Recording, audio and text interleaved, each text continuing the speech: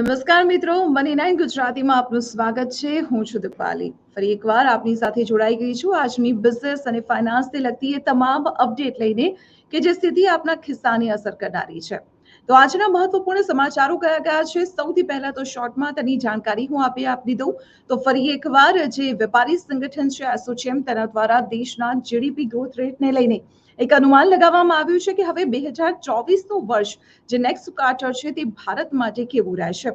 તો તેનું અનુમાન શું છે તેના વિશે આપણે આગળ વાત કરીશું. સાથે સાથે આપણે શેર માર્કેટની પણ વાત કરીશું અને તેમાં F&O ટ્રેડર્સ આખરે કેમ ખોટ કરી રહ્યા છે, જ્યારે શેર માર્કેટ અપ છે ત્યારે તેઓ કેમ ખોટ કરી રહ્યા છે, તેના કયા કારણો છે તેના વિશે પણ આપણે વાત કરીશું. આ સાથે સાથે એક મહત્વપૂર્ણ સમાચાર છે કે જેને લઈને ગુજરાતીઓ ખૂબ જ આતુરતાથી રાહ જોઈ રહ્યા હતા.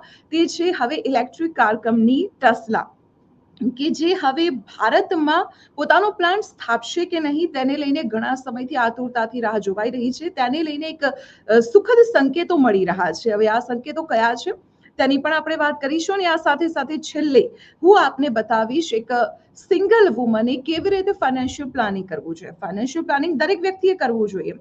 પોતાના જે ફાઇનાન્શિયલ ગોલ્સ છે તે પૂરા કરવા કે પછી જે ફાઇનાન્શિયલ રિસ્પોન્સિબિલિટી છે તેને પૂરી કરવા માટે એક પ્લાનિંગ હોવું ખૂબ જ જરૂરી છે. આ પ્લાનિંગ કેવી રીતે કરવું અને તેમાં પણ જ્યારે કોઈ સિંગલ વુમન હોય તે આ પ્લાનિંગ કેવી રીતે કરી શકે છે, તેની સ્ટ્રેટેજી કયા પ્રકારની હોવી જોઈએ, તેના વિશે આપણે એક જે મની નાઇન ગુજરાતીનો સ્પેશિયલ રિપોર્ટ છે તે હું આપને બતાવીશ.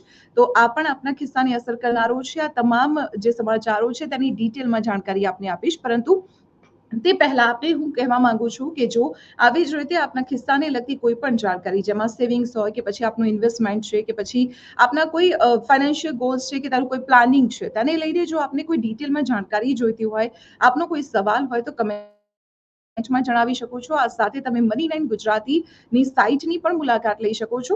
યુટ્યુબ પર તમે સબસ્ક્રાઇબ કરી શકો છો. આ સાથે તમે ઇન્સ્ટાગ્રામ પર ખાસ ફોલો કરો, તેમાં પણ અમે ટૂંકમાં આપના સુધી તમામ ડિટેલ પહોંચાડવાનો પ્રયત્ન કરીએ છીએ. અને આ સાથે સાથે આપ ગૂગલ પ્લે સ્ટોર પરથી મની નાઇનની એપને ડાઉનલોડ કરી શકો છો. આ તમામ પ્લેટફોર્મ પર આપને તમામ જાણકારી ઉપલબ્ધ રહેશે. હવે ચાલો સમાચારો પર એક નજર કરી લઈએ. તો સૌથી પહેલા સમાચારોમાં છે દેશના ગ્રોથ રેટની મારે વાત કરવી છે. જે દેશનો જે જીડીપી છે તેની હું આપને વાત કરીશ. જે એસોચેમ છે વેપારી સંગઠન, તેના દ્વારા આ અનુમાન લગાવવામાં આવ્યું છે. ભારત 2024માં પણ સૌથી ઝડપી વૃદ્ધિ હાંસલ કરે તેવી શક્યતા તેમના દ્વારા વ્યક્ત કરાઈ છે. ભારત 2024માં 7%ના ગ્રોથ રેટને હાંસલ કરે તેવી શક્યતા છે. વેપારી જગતનું સંગઠન છે એસોચેમ, તેને કહ્યું છે કે બાંધકામ, હોસ્પિટાલિટી અને રેલવે તથા એવિએશન જેવા જે ઇન્ફ્રાસ્ટ્રક્ચર ક્ષેત્રો છે ત્યાં રોકાણ વધી રહ્યું છે અને તેનાથી હવે ગ્રાહક માંગ પણ મજબૂત થવાની છે, જેના લીધે અર્થતંત્રને એક ટેકો મળશે અને તે વૃદ્ધિ ઝડપી બનશે. સરકારી ખર્ચ વધ્યો છે, મેન્યુફેક્ચરિંગમાં પણ વધારો થયો છે, જેના લીધે જુલાઈ સપ્ટેમ્બર 2023 ક્વાર્ટરમાં દેશનો જીડીપી વૃદ્ધિ દર 7.6%ના અપેક્ષા કરતા ઊંચો રહ્યો હતો, 7.8%એ પહોંચ્યો હતો. ભારતે વિશ્વની સૌથી ઝડપથી વિકસતી મુખ્ય અર્થવ્યવસ્થાનું બિરુદ જાળવી રાખ્યું છે અને હવે આગળના ક્વાર્ટરમાં પણ તે 7%ની ઉપર રહે તેવી શક્યતા વ્યક્ત કરી છે. આરબીઆઈ સપ્ટેમ્બર ક્વાર્ટરમાં જીડીપી ગ્રોથ રેટ 6.5% રહેવાનો અંદાજ આપ્યો હતો, પરંતુ તેનાથી વિપરીત દેશનું અર્થતંત્ર 7.6%ના દરે વધ્યું છે. માત્ર આરબીઆઈ જ નહીં, પરંતુ મોટાભાગના જે એક્સપર્ટ છે તેમને પણ અંદાજ લગાવ્યો હતો અને આ તમામ અંદાજો ખોટા ઠર્યા હતા. ભારતનું અર્થતંત્ર જુલાઈ સપ્ટેમ્બર 2022 ક્વાર્ટરમાં 6.2% અને એપ્રિલ જૂન 2023 ક્વાર્ટરમાં 7.8%ના દરે વિકસ્યું હતું. જુલાઈ સપ્ટેમ્બરમાં જે ચીનનો જીડીપી ગ્રોથ રેટ છે તે 4.9% રહ્યો, જ્યારે પશ્ચિમી અર્થતંત્રમાં પણ આ પ્રકારની પરિસ્થિતિ જોવા મળી. ત્યાં ઊંચા વ્યાજ દરો છે અને એનર્જીની ઊંચી કિંમતને કારણે દબાણનો સામનો તેઓ કરી રહ્યા છે. હવે એસોચેમ દ્વારા જે અનુમાન લગાવવામાં આવ્યું છે તેની પાછળ કયા કારણો છે તેના વિશે પણ તેમણે વાત કરી છે. એસોચેમનું કહેવું છે કે financial, construction, hotels, aviation, automobiles અને ઇલેક્ટ્રોનિક્સ જેવા જે અન્ય મેન્યુફેક્ચરિંગ ક્ષેત્રો છે તેની આગેવાની હેઠળ ભારતીય કંપનીઓ નવા વર્ષમાં કામગીરીને વધુ સારી બનાવવાની દિશામાં આગળ વધી રહી છે. ક્રૂડ ઓઇલની કિંમત નીચી રહેવાથી ફુગાવાના મોરચે પણ કંપનીઓને એક સાનુકૂળ માહોલ મળી રહ્યો છે અને કાચા માલનો ખર્ચ નીચો રહેવાથી કંપનીઓને મદદ મળી રહી છે. ટેક્સ કલેક્શનમાં પણ વૃદ્ધિ થઈ છે. હમણાં વિદેશી હુંડિયામણની પણ જે જાણકારી મળી હતી તેમાં પણ વૃદ્ધિ જોવા મળી છે. રૂપિયાની સ્થિરતા છે. આ સાથે માલ સામાનની નિકાસમાં સુધારો થવાથી સરકારની બેલેન્સ શીટ પણ મજબૂત બની છે. અને આ તમામ કારણો છે કે જે આર્થિક રીતે દેશને ટેકો આપી રહ્યા છે, દેશના અર્થતંત્રને ટેકો આપી રહ્યા છે. અને આ તમામ કારણોને જોતા એસોચેમ દ્વારા આ શક્યતાઓ વ્યક્ત કરવામાં આવી છે કે હવે આગામી જે પાછળનું દેશનો જીડીપી ગ્રોથ રેટ છે તે 7% ઉપર રહી શકે છે. તો મિત્રો આ હતા એ જીડીપી ગ્રોથ રેટને લઈને લગતા સમાચાર. અને હવે શેર માર્કેટની પણ કેટલીક અપડેટ ઉપર નજર કરી લઈએ. શેર માર્કેટ અત્યારે રોજ નવી ઊંચાઈ બનાવી રહ્યું છે અને આ વચ્ચે સવાલ F&O ટ્રેડર્સને લઈને થઈ રહ્યા છે, કારણ કે તેઓ શા માટે ખોટમાં છે અને નુકસાન ભોગવી રહ્યા છે તેના પણ કેટલાક કારણો છે. અને આ કારણો છે તેમાં જોવા જઈએ તો શેરબજારમાં નોલેજ ખૂબ જ મહત્વપૂર્ણ છે. નોલેજ ના હોય તો ખોટ ખાવાનો વારો આવે છે. હવે F&O ટ્રેડર્સ કયા કારણોસર ખોટનો સામનો કરી રહ્યા છે તેને લઈને કેટલાક એક્સપર્ટના મંતવ્યો પણ સામે આવ્યા છે. ફ્યુચર એન્ડ ઓપ્શન્સના 45% ટ્રેડર્સે જણાવ્યું છે કે ટ્રેડિંગ નોલેજ ન હોવાથી તેમણે ખોટ ખાધી છે. તેમના પણ મંતવ્યો લેવામાં આવ્યા હતા. ખોટ ખાવાનું સૌથી મોટું કારણ F&O ટ્રેડને એવરેજ કરવાનું છે. તેમનું કહેવું છે કે 55% ટ્રેડર્સ ખોટમાંથી બહાર નીકળવા માટે એવરેજ કરવામાં વધુ પ્રમાણમાં ખરીદી કરી લે છે અને છેવટે ખોટમાંથી બહાર નીકળવાની જગ્યાએ ખોટના ખાડામાં વધુ ઊંડા ઉતરતા જાય છે. 32% જે નવા શિખાઉ ટ્રેડર્સ છે તેમનો દાવો છે કે તેઓ બજારની વધઘટને લઈ ચોક્કસ નિર્ણય નથી લઈ શકતા. જ્યારે 5% ટ્રેડર્સ છે જે અલ્ગો ટ્રેડિંગનો ઉપયોગ કરે છે. આ તમામ વિગત શેરખાના સર્વેમાં બહાર આવી છે.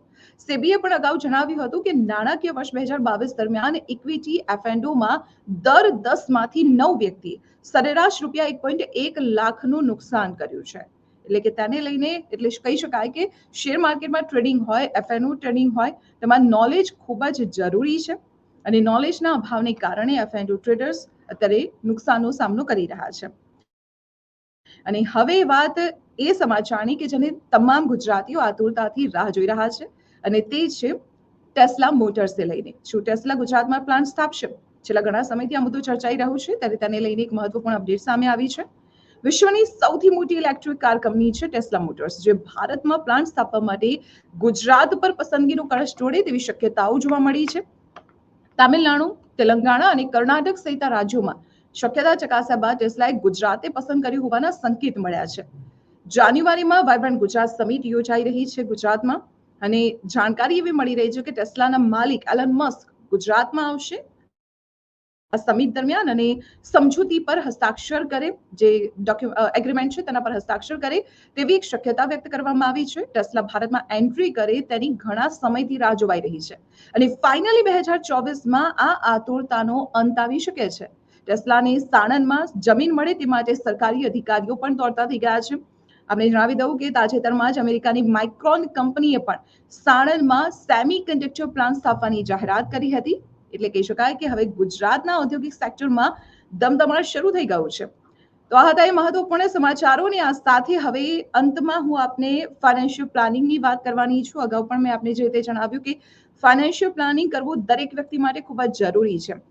તેના નાણાકીય ગોલ્સ, મકાન લેવાનું કે પછી દીકરા દીકરીના લગ્ન કરવાને કે પછી રિટાયરમેન્ટ પ્લાનિંગ હોય, આ તમામ ફાઇનાન્શિયલ ગોલ્સ છે તેને પૂરા કરવા માટે કે પછી રોજિંદા જે ખર્ચાઓ છે તેને પૂરા કરવા માટે એક ફાઇનાન્શિયલ પ્લાનિંગ હોવું ખૂબ જ જરૂરી છે. અને તેમાં પણ જ્યારે કોઈ સિંગલ વુમન હોય ત્યારે તેના માટે આ ફાઇનાન્શિયલ પ્લાનિંગ કેટલું જરૂરી છે તેના ઉપર મની9 ગુજરાતી દ્વારા એક રિપોર્ટ તૈયાર કરવામાં આવ્યો છે અને તેમાં ચોક્કસ સ્ટ્રેટેજી પણ બતાવવામાં આવી છે કે જો આ વસ્તુનો ઉપયોગ કરવામાં આવે તો ફાઇનાન્શિયલ પ્લાનિંગ સરળતાથી થઈ શકે છે. હવે કેવી રીતે થઈ શકે છે તમે આ રિપોર્ટમાં જોઈ શકો છો.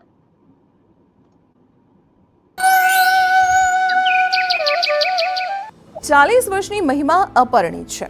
આર્થિક રીતે સ્વનિર્ભર મહિમા હંમેશા તેની સંપૂર્ણ ઇન્કમનો ખર્ચ કરતી રહે છે અને કોઈ પણ રીતની સેવિંગ નથી કરી રહી. કોઈ જવાબદારી નથી, તેથી તેણે ક્યારે પોતાના ફાઇનાન્શિયલ પ્લાનિંગ પર ધ્યાન નથી આપ્યું.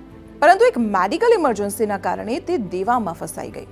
ત્યારે તેણીને ફાઇનાન્શિયલ પ્લાનિંગનું મહત્વ સમજાયું. આજકાલ મોટી સંખ્યામાં મહિલાઓ સિંગલ રહેવાનું પસંદ કરી રહી છે. ડેટિંગ એપ બમ્બલના સર્વે અનુસાર 81% મહિલાઓએ કહ્યું છે કે તેઓ એકલા રહેવા માંગે છે, લગ્ન નથી કરવા માંગતી. મહિમા એકમાત્ર એવી નથી કે જે ફાઇનાન્શિયલ ઇન્ડિપેન્ડન્ટ છે અને તેના પર પારિવારિક, મર્યાદિત કે કોઈ જવાબદારીઓ નથી. આ અંગે ફાઇનાન્શિયલ પ્લાનર નીમા છાયા બુચ કહે છે કે સિંગલ વુમન માટે સન્માન સાથે અને પોતાની શરતો પર જીવવા માટે માત્ર આર્થિક રીતે સ્વતંત્ર જ નહીં પરંતુ સંગઠિત અને શિસ્તબદ્ધ રહેવું પણ જરૂરી છે. યોગ્ય ફાઇનાન્શિયલ પ્લાનિંગ આ પ્રવાસને સરળ બનાવી શકે છે. જો તમે સિંગલ વુમન છો તો મહિમા જેવી ભૂલ ન કરો. યોગ્ય સેવિંગ અને ફાઇનાન્શિયલ પ્લાનિંગ ખાસ કરો. તેના માટે કેટલાક ચોક્કસ નિયમો છે જે તમને આ પ્લાનિંગમાં મદદ કરી શકે છે અને તમારે તેનું પાલન કરવું જ જોઈએ. સૌથી પહેલા તો તમારે ઇમરજન્સી ફંડ બનાવવું જોઈએ, કારણ કે ઇમરજન્સી જણાવીને નથી આવતી. આવી પરિસ્થિતિનો સામનો કરવા માટે દર મહિને તમારા ઇમરજન્સી ફંડમાં થોડા પૈસા મૂકતા રહો. તમારા વૃદ્ધ માતા પિતાને અચાનક ઓપરેશનની જરૂર પડે અથવા તો તમે તમારી નોકરી ગુમાવી દો તો આ તમને મદદ કરી શકે છે. ઇમરજન્સી ફંડમાં ઓછામાં ઓછા 1 વર્ષ માટેના તમારા તમામ મોટા ખર્ચની બરાબર રકમ હોવી જોઈએ. તમે ઇમરજન્સી ફંડનું લિક્વિડ મ્યુચ્યુઅલ ફંડમાં રોકાણ કરી શકો છો અથવા તેને અલગ ખાતામાં રાખી શકો છો જેથી તે તમારા રેગ્યુલર ખર્ચાઓથી અલગ રહે. જો તમારી પાસે કોઈ જવાબદારી નથી અને તમને લાગે છે કે બજેટ બનાવવાની જરૂર નથી તો તમે ખોટા છો, કારણ કે તમે એકલા છો એટલે તમારા માટે બજેટ અને સેવિંગની જરૂરિયાત વધુ છે. ફાઇનાન્શિયલ પ્લાનર શિફાલી સત્સંગી કહે છે કે સેવિંગને તમારા બીજા મંથલી બિલની જેમ જ જુઓ કે જે તમારે કોઈ પણ કિંમતે ચૂકવવાના હોય છે. તેથી ન માત્ર ઇમરજન્સી માટે સેવિંગ કરો પરંતુ તમારા ભાવિ લક્ષ્યો અને રિટાયરમેન્ટ માટે પણ સેવિંગ કરો. હવે વાત આવે છે રિટાયરમેન્ટની અને તેના માટે પ્લાનિંગ કરવું પણ ખૂબ જ મહત્વપૂર્ણ છે. મહિલાઓએ રિટાયરમેન્ટ માટે ફંડ બનાવવાનું શરૂ કરવું જોઈએ, કારણ કે તેઓએ જીવનના એક તબક્કા પછી પોતાનું ધ્યાન જાતે જ રાખવાનું હોય છે અને આ માટે પોતાના ભાવિ લક્ષ્યો નક્કી કરવા મહત્વપૂર્ણ છે. વીમાની વાત કરીએ તો તે લેવું પણ ખૂબ જ જરૂરી છે. વીમો એક સેફ્ટી નેટ છે જે કોઈ પણ હેલ્થ ઇમરજન્સીના કિસ્સામાં તમારું રક્ષણ કરે છે. તેથી કોમ્પ્રિહેન્સિવ હેલ્થ ઇન્સ્યોરન્સ પ્લાન લેવો જરૂરી છે. જો તમારા પરિવારમાં ડાયાબિટીસ કે કેન્સર જેવા રોગોની હિસ્ટ્રી છે તો તમારે આ માટે વધારાની રાઇડર લેવી જોઈએ. જો તમારી પાસે હોમ લોનની જવાબદારી છે તો ચોક્કસપણે સારો ટર્મ લાઈફ ઇન્સ્યોરન્સ પ્લાન લો, જેથી તમારી ગેરહાજરીમાં તમારી લોન ચૂકવવાનો બોજ તમારા માતા પિતા અથવા તો અન્ય કોઈ પણ ન આવે. ફાઇનાન્શિયલ પ્લાનર શિફાલી સત્સંગી કહે છે કે પોતાની જાતમાં ઇન્વેસ્ટ કરવું એ તમારી પ્રથમ પ્રાથમિકતા હોવી જોઈએ. મહિલાઓએ યોગ્ય એસેટ એલોકેશન દ્વારા ઇન્વેસ્ટ કરવું જોઈએ. તમારા રોકાણને ડાયવર્સિફાઈ કરો.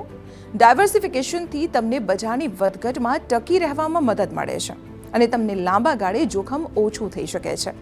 પરંતુ રોકાણ એવી જ પ્રોજેક્ટમાં કરો જેને તમે સારી રીતે સમજો છો.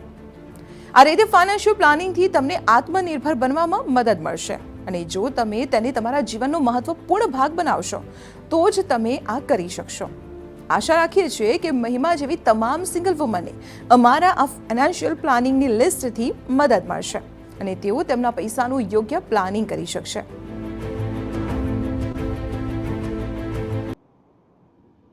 તો મિત્રો, આખરે આપ સમજી ગયા હશો કે ફાઇનાન્શિયલ પ્લાનિંગ કેટલું જરૂરી છે. ફાઇનાન્શિયલ પ્લાનિંગ કરવા માટે સૌથી પહેલા જરૂરી છે સેવિંગ કરવું, અને સેવિંગ માટે જે આપણા ફાઇનાન્શિયલ પ્લાનર છે તેમણે ખૂબ જ સરસ વાત કરી છે કે સેવિંગ એ તમારા મંથલી બિલની તમે સમજી શકો છો. એટલે કે જે મંથલી તમારા અમુક બિલ હોય છે કે તેને કોઈ પણ સંજોગોમાં તમારે ચૂકવવાના જ છે, તો તેવી જ રીતે સેવિંગ પણ હોવું જોઈએ કે આટલું સેવિંગ તો તમારે દર મહિને કરવું જ છે. તો આ પ્રકારે જો પ્લાનિંગ કરવામાં આવશે તો તમારું ફ્યુચર ફાઇનાન્શિયલ રીતે સિક્યોર થઈ શકશે. તો આવી જ રીતે મહત્વપૂર્ણ અપડેટ્સ માટે મની9 ગુજરાતી સાથે આપ જોડાયેલા રહો. અત્યારે આપશો રજા. નમસ્કાર.